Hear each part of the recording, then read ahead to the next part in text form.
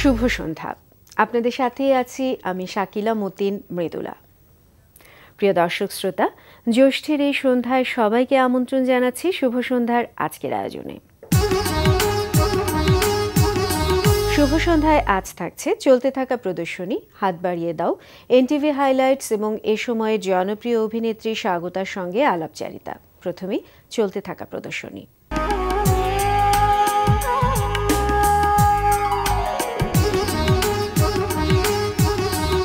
শুরুতেই জানিয়ে দিচ্ছি চলতে থাকা চিত্রকলা প্রদর্শনীর সময়সূচি।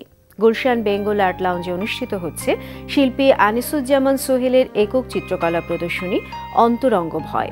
প্রদর্শনী প্রতিদিন দুপুর 12টা থেকে রাত 8টা। এই সময় চলবে 4 জুন পর্যন্ত।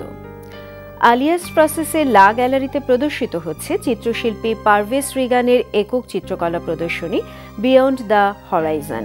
প্রদর্শনী রবিবার ছাড়া প্রতিদিন বিকাল 3টা থেকে রাত 9টা এবং শুক্র ও শনিবার সকাল 9টা থেকে দুপুর 12টা ও বিকেল 5টা থেকে রাত 8টা পর্যন্ত খোলা থাকছে। শুভ সন্ধ্যার এবারের আয়োজন হাত বাড়িয়ে দাও।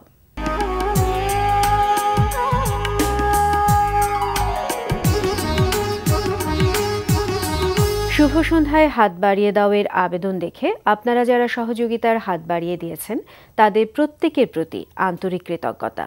এবার জানিয়ে দিচ্ছি আমাদের কাছে পাঠানো একটি মানবিক সাহায্যের আবেদন। গাজীপুর জেলার শ্রীপুর থানার নতুন পটকা গ্রামের মোহাম্মদ আনোয়ার হোসেনের স্ত্রী লতা দীর্ঘদিন যাবৎ ব্লাড ক্যান্সারে আক্রান্ত হয়ে মৃত্যুর সঙ্গে পাঞ্জা লড়ছে। স্বামী আনোয়ার হোসেন স্ত্রীর চিকিৎসা করাতে গিয়ে নিঃস্বপ্রায়। স্ত্রী লতার চিকিৎসার জন্য আরও প্রায় 10 লক্ষ টাকা প্রয়োজন, যা তার পক্ষে বহন করা সম্ভব নয়। তাই মোহাম্মদ আনোয়ার হোসেন স্ত্রী লতার চিকিৎসার জন্য দেশের সকল হৃদয়বান মানুষদের কাছে চিকিৎসা সহায়তা কামনা করেন। ক্যান্সারে আক্রান্ত লতাকে বাঁচাতে এগিয়ে আসুন, সাহায্যের হাত বাড়িয়ে দিন। সাহায্য পাঠানোর ঠিকানা লতা সঞ্চয়ী হিসাব নম্বর 19314/4 অগ্রণী ব্যাংক লিমিটেড, শ্রীপুর শাখা, গাজীপুর। মোবাইল ফোন নম্বর 01755882442। এবার এনটিভি হাইলাইটস।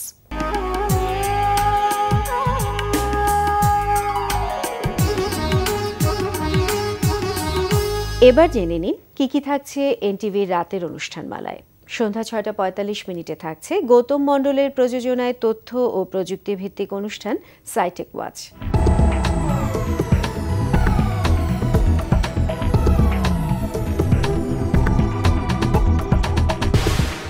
রাত 8:20 থাকছে আবুল হায়াতের পরিচালনায় ধারাবাহিক নাটক আকাশের ওপারে আকাশ। ইনডিসিশন ব্যাপারটাই কেমন বিদঘুটে। $1,05,000 টাকাও কিন্তু কম না। আমি ঠেলে ঠুলে হয়তো $1,02,000 টাকা জোগাড় করতে পারবো। কিছু জমি মনে হচ্ছে বিক্রি করতেই হবে। থাক, এটা নিয়ে তুমি আর চিন্তা করো না, আমার কাছে তো কিছু আছে। শুধু অপারেশন করলেই তো হবে না, অপারেশনের পরেও তো অনেক খরচপত্র আছে, কিছু টাকা হাতে রাখতেই হবে।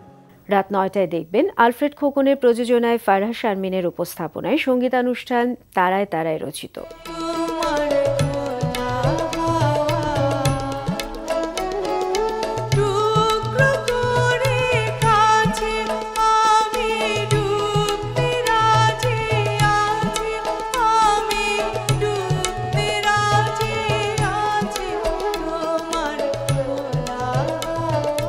রাত 9:40 থাকছে পান্থ শাহরিয়ারের রচনায় নঈম ইমতিয়াজ নেয়ামুলের পরিচালনায় ধারাবাহিক নাটক বাক্সবন্দী। আপনি তো চাইলেও অনেক কিছু করতে পারেন না।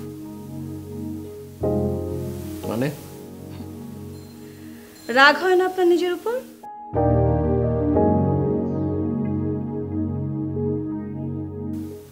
আমি চাইলে কি করতে পারি আপনি জানেন? যেই মেয়েটাকে এত ভালোবাসেন তাকেই পাশে রাখতে পারেন। রাত 11:30 দেখবেন শিশির সালমানের পরিচালনায় অনুষ্ঠান অ্যাডভেঞ্চার ম্যান।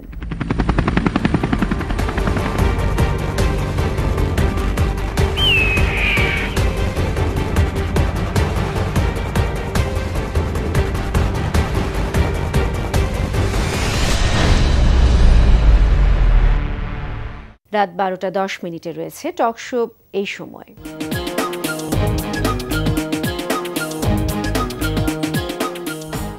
এই ছিল এনটিভি অনুষ্ঠানমালার হাইলাইটস। এরপর আসছি আলাপচারিতায়।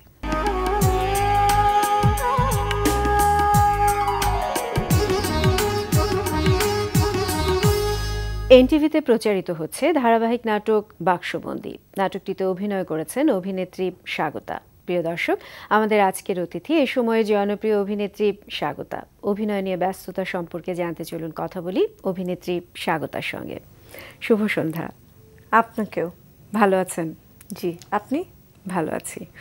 অনেক ব্যস্ত, তারপরেও আমাদেরকে সময় দিয়েছেন, সেজন্য প্রথমেও ধন্যবাদ জানাচ্ছি, আবার শেষে গিয়েও ধন্যবাদ জানাবো।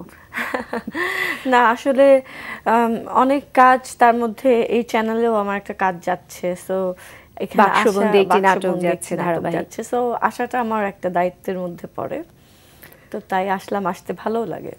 ভালো লাগলো সেটা আমাদের জেনে। বাক্সবন্দীতে আপনার চরিত্রটা কেমন?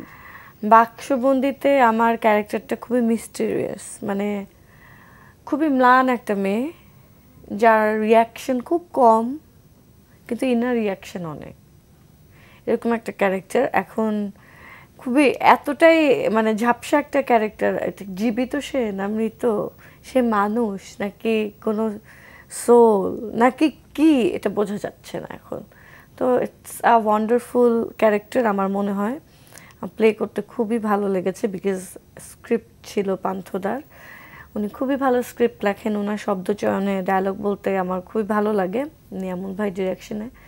সো খুবই সুন্দর একটা প্রোডাকশন আমার কাছে মনে হয়েছে। তো আমি জানি না দর্শকের শুনেও মনে হচ্ছে যে, এবং এক্ষেত্রে অভিনয় করাটাও কিন্তু বেশ দক্ষতার সাথে অভিনয় করতে হয়েছে। হ্যাঁ, মাঝে মাঝে কিছু কিছু চ্যালেঞ্জ না নিলে আসলে জীবনে এক্সাইটমেন্ট থাকে না। তো আমার মনে হচ্ছে যে ক্যারেক্টারটা আসলে দেখি নির্লিপ্ত থেকে কতখানি অ্যাক্টিং করা যায়। তো এটা আমার এক ধরনের প্র্যাকটিসও হলো।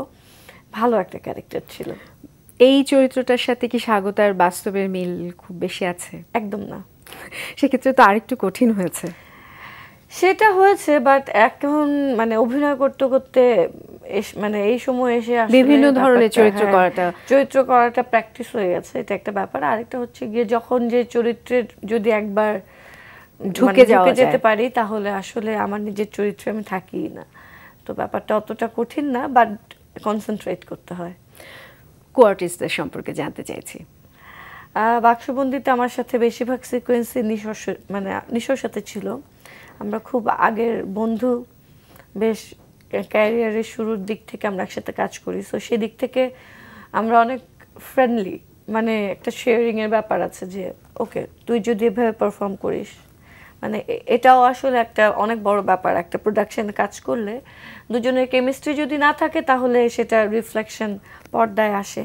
তো আমার এটা তো খুবই সুবিধা হচ্ছে, বিকজ নিশো ওয়াজ মাই কো-আর্টিস্ট। এছাড়াও আরও যাদের সাথে কাজ করেছেন সেই সময়ে শুটিং স্পটে, সবার সাথে কাজ করতে গিয়ে কেমন লেগেছে? সবার সহযোগিতা, নিশোর সহযোগিতা তো পেয়েছেন অবশ্যই, বাকি সবার? না, নিয়ামুল ভাই সেট খুবই মজার সেট, অ্যান্ড নিয়ামুল ভাই অ্যান্ড নিশো দুজনের একটা অদ্ভুত ফ্রেন্ডশিপ আছে, সেটার জন্য দুজনের মান অভিমান, মানে আসলে সেটটা খুবই মজাদার একটা অবস্থায় থাকে, কারণ ওরা দুজনই খুব মজা করে, আর মানে ওরা দুজনই মান অভিমান করে আর আমরা মজা নেই। এটা হচ্ছে গিয়ে গল্পের বাইরের গল্প। তার মানে বোঝা যাচ্ছে যে খুব আনন্দ ঘন একটা সময় কেটেছে ওই সময়টাতে। কেটেছে বা কাটবে আবার। কোথায় কোথায় শুটিং হয়েছে অলরেডি? আমরা উত্তরায় শুটিং করেছি, বিকজ আমার ক্যারেক্টারটা তো দিনের বেলা আসলে কমই দেখা গেছে, 2-1 দিন। তো এটা ঢাকা শহরেই, তো উত্তরায় শুটিং করা হচ্ছে। শুটিং স্পটে যেটা বললেন যে একটু পেছনের গল্প বললেন যে খুব মজা হয়েছে, কিন্তু সেরকম নির্দিষ্ট করে কোনো গল্প কি বলা যায়, দর্শকদের সাথে শেয়ার করা যায়? মজার গল্প নাই, তবে একটা খুবই স্যাড গল্প আছে। একদিন শুটিং করতে গিয়ে নিশোর বাচ্চা খুবই অসুস্থ হয়ে যায়, তো এটা নিয়ে আমরা খুবই টেনসড হয়ে পড়ি। So he is now all right, আলহামদুলিল্লাহ। যাক, আমরাও জানলাম যে সে এখন ভালো আছে। তো বাক্সবন্দী ছাড়াও নিশ্চয়ই নাটক নিয়ে অনেক ব্যস্ত সময় কাটছে। আর কোন কোন নাটকে কাজ করা হচ্ছে? আরো বেশ কিছু ধারাবাহিকে কাজ করছি। এখন এর মুহূর্তে আমার যে কটা মনে পড়ছে তার মধ্যে একটা হচ্ছে কাছাকাছি। তাছাড়া আমার মনে হয় 5 ফিমেল ফ্রেন্ডস শেষ হয়ে গেছে। আর মানে হ্যাঁ, আরো অনেকগুলো নাটকে কাজ করা হচ্ছে, নাম এই মুহূর্তে মনে করতে পারছি না। কোনো নাটকে যখন কাজ করা শুরু করেন তখন গল্পটা তো অবশ্যই প্রাধান্য পায়, সেক্ষেত্রে চরিত্রটাও কোনটা বেশি প্রাধান্য পায়, গল্পটা না নিজের চরিত্রটা? অনেক সময় দেখা যায় যে খুব ছোট্ট একটা চরিত্র কিন্তু অনেক বেশি। হ্যাঁ, সেটাই আসলে বেশিরভাগ ক্ষেত্রে আমার ক্ষেত্রে প্রাধান্য পায়, যে আসলে আমার অ্যাক্টিং করার জায়গাটা কীরকম, আমার পুরো প্রেজেন্স দরকার নাই, বা যতটুকু প্রেজেন্স ততটুকু যাতে সিগনিফিক্যান্ট থাকে সেটার জন্য আমি মানে সেটা কামনা করি। একই সাথে যখন অনেকগুলো ধারাবাহিকে কাজ করেন দেখা যায় যে অনেক সময় হয় সকালে একটা শুটিং, রাত্রে একটা শুটিং, একেবারেই যখন ভিন্ন চরিত্র হয় তখন কিভাবে ম্যানেজ করেন? আসলে এই ধরনের সিচুয়েশন আমার লাইফে খুবই কম, বিকজ আমি এভাবে করে দেই না যে সকালে একটা শুটিং, রাতে একটা শুটিং। আমি তো পারতপক্ষে একটা শুটিংয়ের পরে 2 দিন গ্যাপ নিয়ে আরও একটা শুটিং করতে চাই, ব্যাপারটা এরকম। সো যখন অ্যাক্সিডেন্টলি মাঝে মাঝে করে ফেলতে হয় যে একটার থেকে আরেকটা বা ব্যস্ততার কারণে, তখন এখন এসে না ব্যাপারটা খুবই প্র্যাকটিস হয়ে গেছে, অতটা কষ্ট হয় না, সত্যি কথা। আমরা কি গানের মানুষ স্বাগতাকে হারিয়ে ফেলছি? না, গানের মানুষ স্বাগতাকে হারিয়ে ফেলছেন না। আমি ছোটবেলা থেকে যে মিউজিক মানে যে প্র্যাকটিসের ভিতরে ছিলাম সেটা হচ্ছে ক্লাসিক্যাল মিউজিক। তো মাঝে আমার একটা ব্যান্ড ছিল, সেই ব্যান্ডটা করার কারণে আমার ওইটা থেকে একটু দূরে থাকতে হচ্ছে। এখন ব্যান্ডটা ভেঙে গেছে, সো আমি আবার আমার নিজের টেস্টে মানে ক্লাসিক্যাল মিউজিক আমার টেস্টে ফেরত যেতে চাই, এই কারণে আমি ক্লাস করি, বাসায় শিখছি। তার মানে বোঝা যাচ্ছে যে দর্শক কিংবা শ্রোতারা রেওয়াজের পর, প্র্যাকটিসের পর আবার গানের স্বাগতাকে পাওয়ার সম্ভাবনা আছে। জানি না, যদি ইচ্ছা হয়, বাট নিজের জন্য হলেও প্র্যাকটিসটা আসলে করাটা হেলদি, এবং নিজের কাছেও একটা ভালো লাগা তৈরি হয়, কনফিডেন্স লেভেলটাও বাড়ে। এক্স্যাক্টলি। একটু যদি গানের কিছু অংশ শুনি। গানটা গাবো বৃষ্টির, কিন্তু রবীন্দ্রনাথ ঠাকুরের জন্মদিনও গেল, প্রার্থনা পর্যায়ের একটা গান শুনি। বরিশোধরা মাঝে শান্তির বাড়ি, বরিশোধরা মাঝে শান্তির বাড়ি, শুষ্ক হৃদয় লয়ে আছে দাঁড়ায়, শুষ্ক হৃদয় লয়ে আছে দাঁড়ায়, ঊর্ধ্ব মুখে নর নারী, বরিশোধরা মাঝে শান্তির বাড়ি। বাহ, খুব ভালো লাগলো, এই সময়ের জন্য একেবারে প্রাসঙ্গিক। Thank you. গানের মানুষকে তো আমরা ফিরে পাচ্ছি, আবার বুঝতেই পারছি। চলচ্চিত্রের কি অবস্থা? একটা তো করেছিলেন। একটা না, আমি বেশ কিছু চলচ্চিত্রে কাজ করেছিলাম, শত্রু খেলা, কোটি টাকার ফকির, অশান্ত মন, তারপরে ফিরে এসো, মানে বেহুলা, বেশ অনেকগুলোতে কাজ করা ফিল্মে আমি কাজ করেছিলাম। তো ফিল্মে কাজ করতে চাই, যদি সেরকম স্টোরি আর আমার ক্যারেক্টারটা আসলে সুন্দর হয়, আমি আসলে করতে চাই। পারফেক্ট কোনো ক্যারেক্টার আমি এখন পাচ্ছি না, সেজন্য করা হচ্ছে না, কিন্তু সবকিছু মানে ব্যাটে বলে মিলে গেলে আমরা আবার চলচ্চিত্রে আপনাকে পাবো। ইয়েস। তো চলচ্চিত্রের পাশাপাশি নাটকে কাজ করা হচ্ছে, চলচ্চিত্রেও কাজ করার ইচ্ছে আছে। মডেলিং এর কি অবস্থা? মডেলিং মাঝে মাঝে করা হয়। কিছুদিন আগে একটা চুলের বিজ্ঞাপন করেছি, মানে চুলের কালারের, গোদরেজ হেয়ার কালার। এতো কোনটা করতে আসলে বেশি ভালো লাগে? সবকিছু করতে ভালো লাগে। একটা মানুষের যদি কিছু ভালো না লাগে সে কিছুই করতে পারবে না। প্রত্যেকটা কোনোটা একটু পার্সেন্টেজ কম বেশি নেই, যে গানে একটু বেশি, অভিনয় কোনোটা একটু কঠিন মনে হয়, কোনোটাই? অ্যাক্টিং কঠিন লাগে না এখন, গান এখন একটু কঠিন লাগছে, কারণ হঠাৎ করে টার্মটা চেঞ্জ হয়েছে, তো ব্যাপারটা সেটেল হতে টাইম লাগবে। সবকিছুর প্রতি আসলে ভালো লাগা এবং ভালোবাসা থাকে। আমরা একেবারেই শেষ পর্যায়ে চলে এসেছি, আপনি আমাদেরকে সময় দিয়েছেন সেজন্য আবারও ধন্যবাদ জানাচ্ছি। আপনাকেও ধন্যবাদ। আর আমি এনটিভি দর্শকদের উদ্দেশ্যে একটা কথা বলতে চাই, সেটা হচ্ছে বাক্সবন্দী আসলে খুবই সুন্দর একটা গল্পের নাটক। আজকাল আসলে আমরা নিজেরাই কাজ করতে গিয়ে অনেক প্রতিবন্ধকতার শিকার হয়েছি, সুন্দর কথা পাই না, ভাষা, কথা, শব্দচয়ন। তো এই জিনিসটা মানে এই বিষয়টা এই নাটকটাতে খুবই সুন্দরভাবে আছে, যে কারণে আমার অভিনয় করতে ভালো লেগেছে। আশা করি আপনাদেরও দেখতে ভালো লাগবে। গল্পটা সুন্দর, আমি এনজয় করেছি, আমরা এনজয় করেছি, আপনারাও করবেন।